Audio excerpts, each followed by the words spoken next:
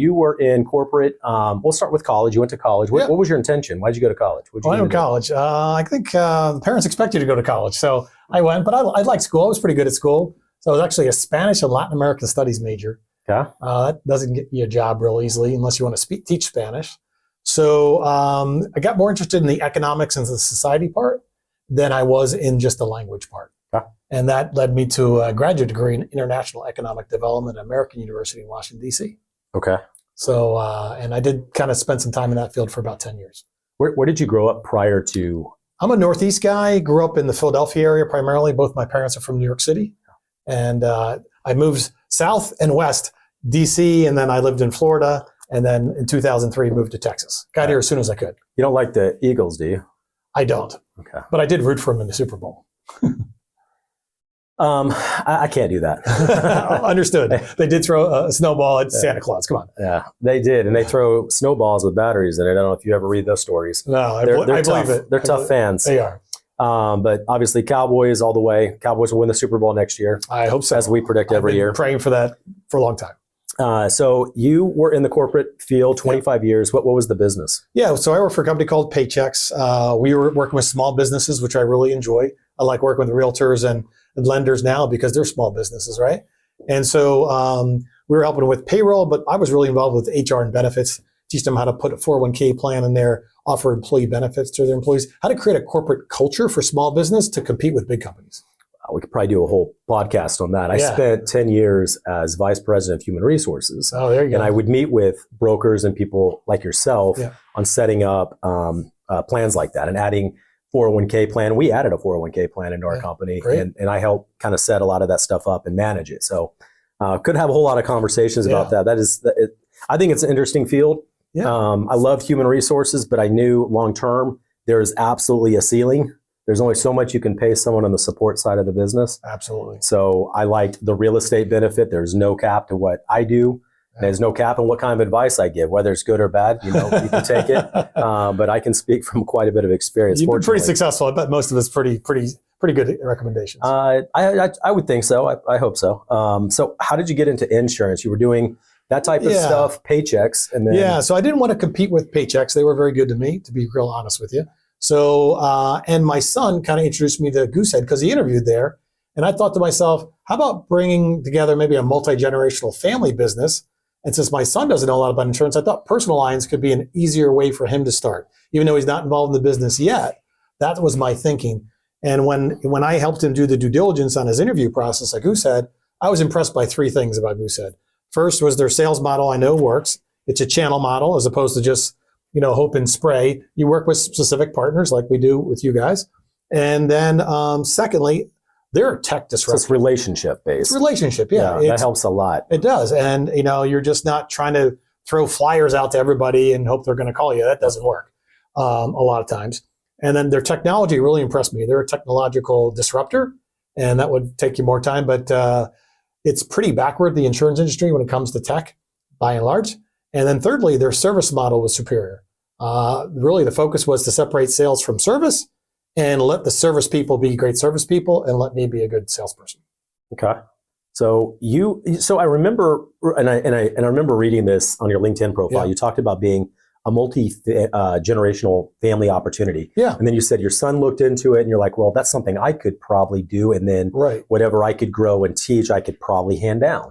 So is Goosehead, are you an independent contractor running your own? No, I'm a franchisee. So I bought a franchise. Okay. And I own the book of business. Okay. And so it's like if I bought a State Farm franchise. But at State Farm, you don't get to actually own the book at the end. You have to give it back to State Farm. Okay. Well, maybe that's not a good example. but it's the same concept. But okay. But the whole idea insurance is really long term. It's the residual. Yeah, absolutely. It's building a book of business, repeat business, and then expanding it from there. Well, I can relate to that. I mean, I could have stayed an independent broker. And I did that for about 10 years, running my own real estate business. And I could have stayed with that and only build as much as I could sell, and I could recruit that they would eventually leave anyway. Yeah. That was one of the reasons that led me to looking at other options, and EXP landed on me. Yeah. And it has rev share, it has a residual built in, it has stocks, it has all kinds of long-term retirement options. No, it's pretty impressive. In a real estate business. I've been in some of your guys' meetings, and the comp plan's pretty impressive. You guys have EXP Realty, so if you're going to do real estate, that's pretty compelling. It's hard to get into as an independent contractor where you don't own a franchise or there's not any of these type of things to have something that is long-term residual based, right? Yeah. It's really hard to find things that are like that. They do offer that. So that did make a big difference. When I've seen you guys do the presentations, I'm impressed too by the international. I've worked in about 12 different countries over the years. And I would like that part. It's pretty interesting too, that you could have a network kind of internationally. That's pretty cool. You can have agents that join you that can be in another country, and you can refer business, even if it's not in your own group, to anyone in the world. Yeah. And they have a referral-based model built in with one cap. Yeah. I like that. That's good. You guys got a good gig. That's not duplicatable easily. No, that takes a big organization to pull that off. So I think that's pretty cool. Yeah. So you chose Goosehead because it offered a few. Did you look at other? Yeah, I did look a little bit. And I started looking around. One of my friends had a State Farm, and another one had Farmers, and they're good. State Farm has a kind of a lucrative thing coming in, but on the back end, you kind of got to give it back. Exit is a problem. Yeah, and then Farmers is good, but they have a limited risk tolerance. So if you can get what they want, you've got a good policy and price, but there's limited options. Limited scope. Yeah, so with Goosehead, you got this. Farmers are typically one of your better priced options, but they're very limited in scope in order to get those better prices. Yeah, if you're going to get a really nice new house and they have good credit, you're going to get a pretty good deal. But out in Texas, there's a lot of variety out there, all kinds of houses, people that are buying, and all the growth we have. So we probably have a solution to any of those kind of options out there. Okay, I love it. What would you tell that now that you've done research, you've looked at the insurance business, and you were in the corporate business for a long time, what would you tell someone that is looking at getting into the insurance model? Yeah, it's a good question. I would look at it from a couple different angles, Sean. I think first, I look at it as a business person and then as the owner too, right? So from a business person, you got to be patient. You're going to have to build the book. You're not going to make the money you made the first year or two. It's definitely a long game. It's a long game. And when I used to work with financial advisors, they used to say, you're paid the first 5 years horribly, the next 5 years about the right amount. After that, you're overpaid, right? So maybe it's in that gambit. But so I think it's a long-term game, relationship building. There's some details, some technical. You got to get licensed, fingerprinted, all those things. You got to be ready for all that. And then from a business ownership perspective, I think one of the things a lot of companies make mistakes within financial services, they're bringing all these kids out of college that don't really have the skills yet in a lot of different areas, don't have the networks, don't have the net worth yet to do it right. So when you have some of those skills, you've learned with a CRM, I know how to use Salesforce, I have a network of people, I know how to treat customers, I do know how to sell, do those things and lead people. It gives you a lot more ability to come in and probably have the foundation for success. It's funny, they do a lot of recruiting. I know some of these, and I think Goosehead could probably be guilty of that as well, is bringing in a lot of new, fresh, exciting salespeople to try to take their stab at the business. And man, I tell you, the number one challenge, what you said is true, but even in my business, right, you're not going to buy, a $500,000, $700,000 house from a 21-year-old. You're probably not, unfortunately. Probably not. There's got to be ways that they have to offset their lack of credibility, right? Yeah. So that's a big challenge. I know I have people in my team that have certainly more experience, more advice, all kinds of benefits, but they aren't given the time of day because they look or seem young. Yeah. Lack of credibility. So that's something that we've kind of had to deal with in my business. Yeah, in 30 years in business, I've learned how to connect with people. And I'll give you an example. I wouldn't have to guess that you just started an insurance. I'd assume you've been doing it for 5-10 years. Easy. Yeah. Well, that's because you have business acumen, you have language, you have certain personality set, you have some things, and you have established credibility because your hair's gray. Yeah. And that's not by dying, by the way. That's the old-fashioned way. No, for example, I work with a lender up in Flower Mound, and I figured out that he's really into racquetball. So we had a meeting on the morning of Good Friday, the only two people working that I could tell. And, I just asked him on the way out, what's his favorite racquetball. So it's a Penn Purple. And, it's not hard with Amazon. So, he came into the office Monday and he had his favorite racquetball. He already there. Jumped on there. It wasn't a big deal, but it was just, understanding that's really important to him. And so find out what's important to people. What's your favorite racquetball? That's a good tip. Y'all better take that. I hope you're not. You charge it for that. Could be favorite paddle ball, pickleball paddle or something like that. Big deal now. Yeah, I bought the stuff. I haven't played yet. You know, I'll tell you something that's kind of funny. I was thinking about, and I've had this, you know, and I've thought this for a long time. So back when my wife and I first got married, and then she got her first teaching job, I always thought, and this will be very controversial, but I always thought that teachers that brings on more viewers. Yeah, absolutely. But I always thought teachers were paid a lot of money out of college. Oh, so why did you think that? Well, so I graduated college, right? I had an MBA and all these different things, and I'm making $35,000 a year. Yeah. She immediately made 50. Yeah, but she plateaued pretty quick. So that's the opposite of what you were talking about in the financial industry, where you start off and it sucks because you got to earn, you got to kill, and then you eventually grow into something that's worth it, and then you're overpaid. Yeah. But to get to overpaid, it's kind of like when I solve a real estate problem, I might solve it in 10 seconds, where someone might take hours or calling all these different people. But that's your experience that you've. But my experience allows me to solve it quickly, right? Yeah. And it's hard to quantify that, right? So you might say, well, you're overpaid for it. Well, no, you paid me because I gave you the solution, because I know how to solve the problem. You know, and now we're in the opposite side of it. She don't make anywhere near the amount of stress it causes our family. It's very hard on our family. It's very hard on our family dynamic. We got 3 kids. I've got a 2-year-old, a 4-year-old, and I've got an 8-year-old. So imagine the benefits of the kids that are learning from her. Oh, she's incredibly invested. Absolutely. She's in a low socioeconomic school, is what they call it, SES. And she's in Louisville Independent School District. And farmers. What's that? The farmers, fighting farmers. Yeah, Louisville fighting farmers. She's on that side. And she and I both went to Marcus Marauders. That was all we had, was Louisville and Marcus when we were growing up. Yeah, that's a pretty good robbery. So that's where she and I went. But yeah, she's got to invest. You were the rich kids. We were the rich kids, yeah. Yeah, we were in Highland Village. We both actually grew up pretty close together, too. I met her outside of high school. We met in church.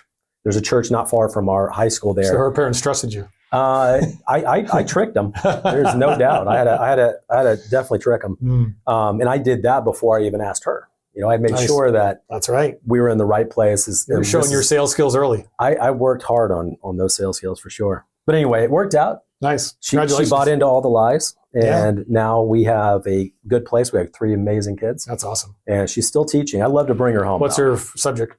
She's kindergarten. Kindergarten. Wow. So you take someone. Energy. That's all about energy at that level. You know, you think about all the different challenges that all teachers have, and hers, she's taking kids from preschool that have never been in a classroom. They don't have any type of class management, you know, and they have to sit. Yeah. How about that? It's hard. Can you imagine sitting for 6-7 hours when you're a kindergartner? Guys like you and I, that's pretty hard. Yeah. And my boy, he can't even sit for 3 minutes, and he's 8. Yeah. So that's probably and she has a lot of other challenges. You know, it's a low socioeconomic school, which means that there's a lot of poverty, ongoing challenges. Parents, they don't even have a PTA. They can't even get enough involvement from the parents because they're all working 3 jobs. You know, and they have all kinds of challenges. Some may have cultural and language challenges too. There's a unique proposition there at her school. It's called the Chen. They are from a country called Myanmar or Burma. It's the same country. Yeah, I know. So on the west side of that country is a province, is a state called Chen, and they were evangelized to about 1900s, something around that time. A missionary went over, evangelized to them, and they started getting conversions. And they're not a Christian country. More Buddhist, I think. Yeah. So they're not a Christian country. Yeah. And, you know, the current regime, and I'd say the last 30, 40 years have really moved into this militaristic, kill anyone that's not the way we want to be, right? Imprison the prime minister and everything. Yes, the girl, yes. And then she came back out. And then they put her back in. Yeah, and they put her back in. So anyway, so they've been coming over here as refugees for the last 20, 25 years. So now we're getting into second gen of that type of culture and people, but they don't speak English when they came here. Yeah. You know, so she had at one point, she would have 40-50% of her class would be Chen. Yeah. In Louisville. One of my top regional managers at Paychex in LA, Steve Hansen, his family's from Burma, his mom was from Burma. Great, successful people. And I bet you'll find no one that works harder too. Oh yeah. They have appreciation that we don't have, you know, and we weren't born there. We didn't, you know, we were born where we were born. Yeah. You know, we take a lot of things, I think, for granted for sure, but watching them go through those type of things and what they have to earn and do to make it, like they think the teacher is like the greatest position on earth. Like that's great. Like they pay their teachers I'm crying about Burma. Well, they just pay them. Like they have to in order just to get their kids taught. Have you seen the? I think it might have won an Oscar. I just recently saw it on Netflix. The film about the British guys in the famous, building of the railroad in Burma in World War II, I think it was, and how they were poorly treated. And the guy goes back and finds the guy who mistreated him. I'll get you the reference. It was interesting. Really yeah, I don't watch a whole lot of TV or movies. This one's like 7 years old. Unless it's like a cartoon. Then yeah, I like cartoons too. You only get so much time in the day, and I go with what my kids want to go. There you go. With. That's a good call. I tell them that's a great idea. Let's watch that. Yeah, exactly. So type of client, I think we were kind of talking a little bit. Who's your primary client that you just either connect with or you just have the most of? Yeah, I think I'll tell you who we kind of prefer. What's great is we like all people that are going to buy a house and have house and a couple cars and maybe an umbrella policy or a dwelling or have another property. But what we like is someone who's in the process of buying a house, because then there's a pending event. They got to get this house. Yep. They're going to make a decision. There's some urgency. It's going to move fast. Yeah. And that's better for us. That's going to be a more productive sales cycle for us. And that's what Goosehead built their model on. That's really clever. So your target, that's why you come to a lot of. So I'm in real estate. He got connected with another lady in our group that's been there for a while. Thank you, Gina Teague. Yep. We'll give props to Gina. Gina actually invited me to the group, and I've been going every Thursday. And my buddy Dave Folsom connected me with Gina. I think I know Dave. What's he related? Dave Folsom. Dave Folsom, EXP Realty. No, he's one of the guys in the room, isn't he? Yeah. Okay, so I know Gina, but I don't know David as well. Oh, you don't? Okay. Yeah, but he's in the group. You don't know what his license plate says? On his red Jaguar? No. RevShare. Yeah, it's great. It revs. It revs. I think he has several thousand people or something in his group. He's a really great leader. So we have an easy number. For every person that we add is about it's about $1,000 a year. Yeah, there you go. Of just residual profit-based business money. It's paid for the customized plates. Yeah, and it can afford to pay for the red Jaguar too. Yep.